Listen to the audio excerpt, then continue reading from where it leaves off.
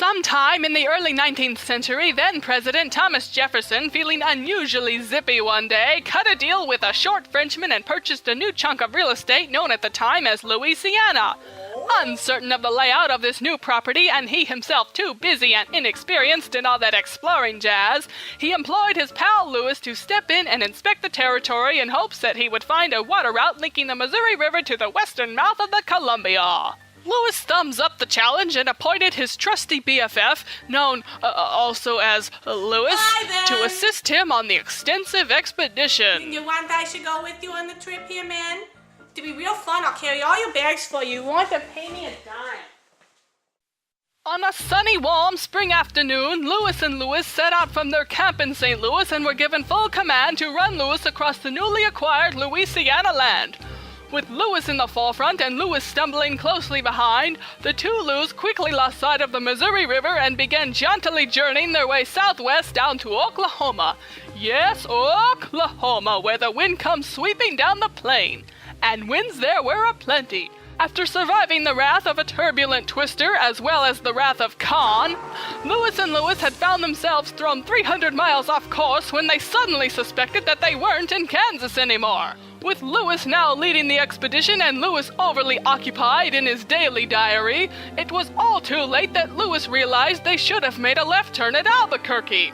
Fatigued with fever and on their last cup of joe, the delirious duo resorted to set up camp for the evening somewhere in the middle of nowhere, known to the locals as Nebraska. It was this fateful night that the unsuspecting Lewis was savagely attacked in his sleep by a giant ear of corn. It was very large and a terrible-looking grain, wrote Lewis of the Yellow Beast. It took 10 shots to detain the husk, whereafter Lewis ordered the indigenous creature to be captured and sent back to President Jefferson for further examination on behalf of the future of America. With the corn behind them and the Rockies ahead, the duo pressed on, miraculously finding safe passage under the treacherous mountains through the mines of Moria. When the team reached the sweltering desert lands of Nevada, the expedition was temporarily halted as Lewis departed from the duo to fulfill a 3-week prior engagement at the Sands Hotel and Casino in Las Vegas. Climbing.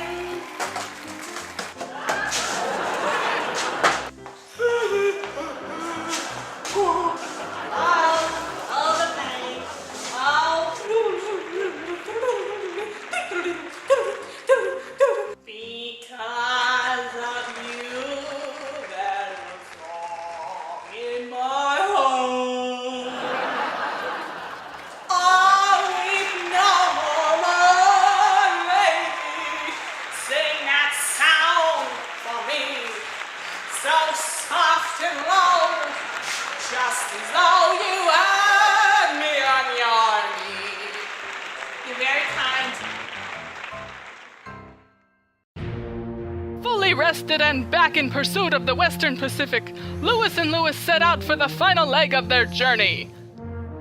Finding themselves back at the base of the Rockies and this time finding no useful passage below, the two men resolved to scale the looming range.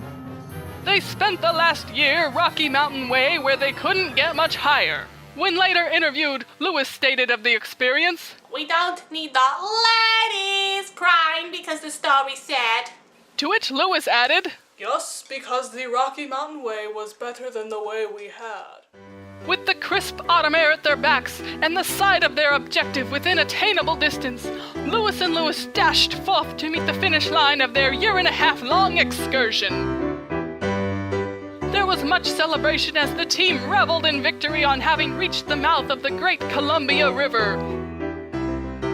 With their mission completed and, unfortunately, having found no evidence of a magical Northwest Passage, it was time for the two brave explorers to turn around and double back the way they came. With a new goal now in sight, it was a frantic race against the clock to make it back to Missouri in time for Miss Georgie's 20th birthday. This time, well prepared to avoid any run-ins with man-eating corn, Lewis and Lewis breezed their way back across the great country and made miraculous time to their ultimate destination. So much so that Lewis and Lewis suddenly realized that they were over 200 years too early. But don't worry, boys. The trail you courageously blazed will go down in the history books and speak your message for the future years to come. You are two frontier heroes and will forever be remembered for your gallant efforts of exploration and discovery. For this, Jorgé, it will truly be a happy birthday.